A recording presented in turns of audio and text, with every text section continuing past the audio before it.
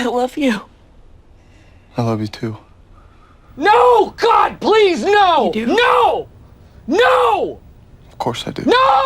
I think if you ask any Dexter fan, most people will tell you that the last season of Dexter was the show's lowest point. After 4 incredible seasons and 4 not so great seasons, the show ended on Dexter abandoning his child with Hannah, his sister Deb dying a completely pointless death, and Dexter faking his death to become a lumberjack. The ending to me felt like this. Imagine having a huge crush on a girl, and after years of spending time with her and getting to know her, you finally get to sleep with her. And while you're in bed with her, a 72-year-old man jumps out of the closet, blows his entire load on your face, and completely ruins your moment. Most critics and fans, including myself, were disappointed with the ending. 8 years after the finale, Dexter New Blood was announced, and just like many of you, I was both excited and cautiously optimistic. But before we get into that, we need to talk about how we got there.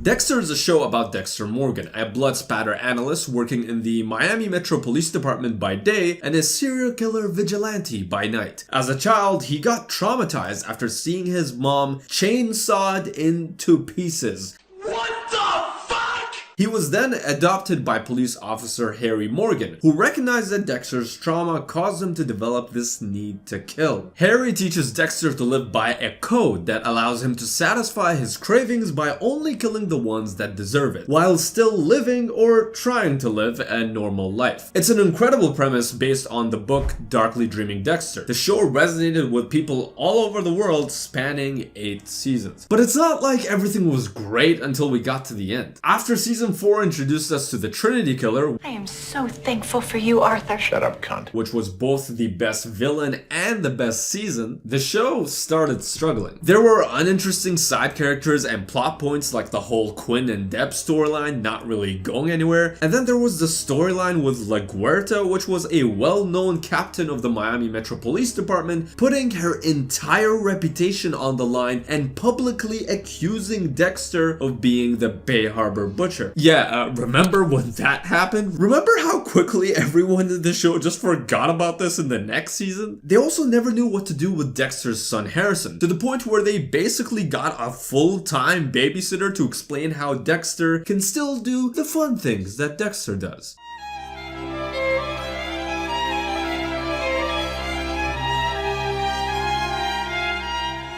And then there was the whole Deb being in love with Dexter thing. I love you. Yeah, I'm just gonna delete that out of my brain. Like, don't get me wrong, I wouldn't mind buying a few gallons of Jennifer Carpenter's bathwater, but I'm not down for Deb and Dexter. One popular incest couple is enough. The show continued to live in the shadow of its first 4 seasons, then had an absolutely terrible finale. A lot of franchises end up getting rebooted, and in some cases they end up worse off. But Dexter didn't follow that, because you see, kids, although the show was a mess at the end of season 8, little did we know the boys and girls at Showtime were cooking up a revival.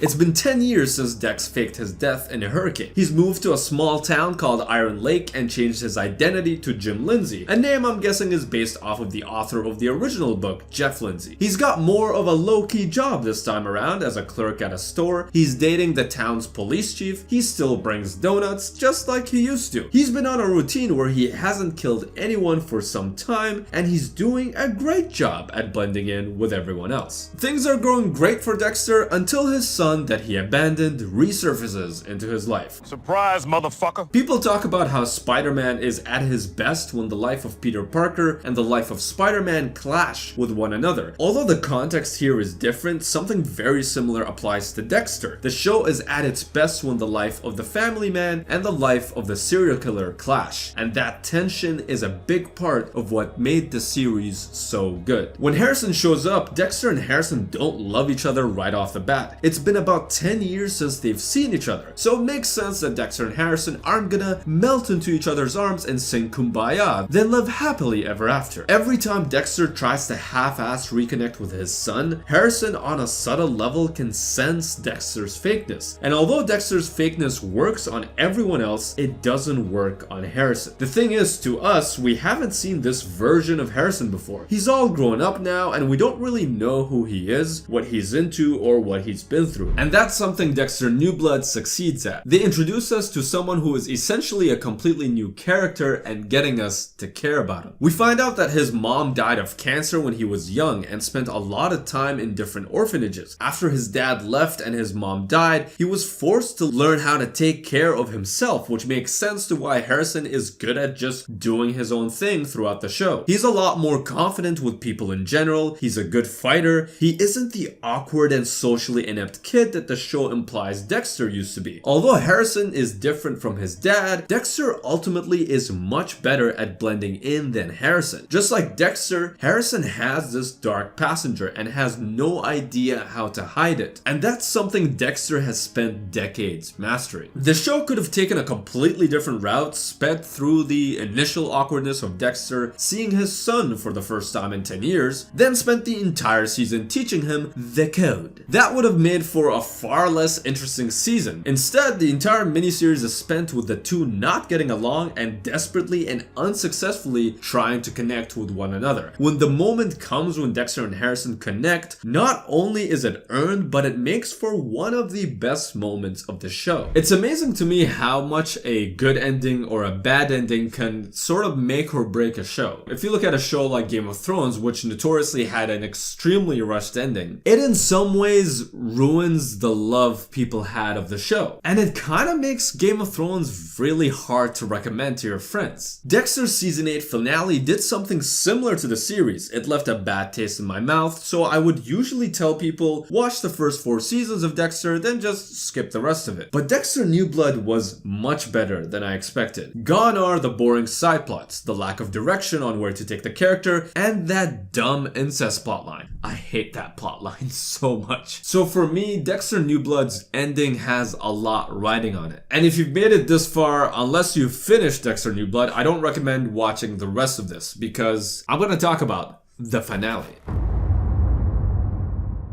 Dexter New Blood did something that I never thought they would do. They redeemed one of the biggest storylines in Dexter Season 2 and Season 7. When Dokes dies and becomes falsely known as the Bay Harbor Butcher, and when LaGuerta publicly accuses Dexter in front of everyone for being the Bay Harbor Butcher, only to eventually get killed and be almost completely forgotten. To me, Dexter was always meant to end up dead, in jail, or as a family man living happily ever after. In the finale of Dexter New Blood, we saw Dexter for who he really is. He's a serial killer, and because of what he does, he ultimately hurts the people most close to him. The part of his life that he called normal was always the fake part of his life. As Harrison puts it, the dark passenger isn't the passenger, he's the driver. Sometimes I wonder what it would be like for everything inside me that's denied and unknown to be revealed. And although I didn't feel Harrison shooting Dexter was impactful as I'd like it to be, the entire ending was so poetic. Dexter himself realizing that he fits his own code and tells Harrison to shoot him with a hunting rifle, a weapon used to kill animals, and finally Harrison loses everything, goes on the run, and becomes the last life that Dexter ruins. Dexter New Blood didn't just fix the old show's problems. It focused on what made the series so good and took Dexter where he needed to go. That is how Dexter New Blood saves Dexter. I'd love to hear your thoughts on the show, and for those of you who finished it till the end, what do you guys think of the finale? Is it the ending we deserved? Because I know some people were a little bit split on it. Let me know in the comment section below. Thank you guys for watching, and I'll see you in the next one. Peace out.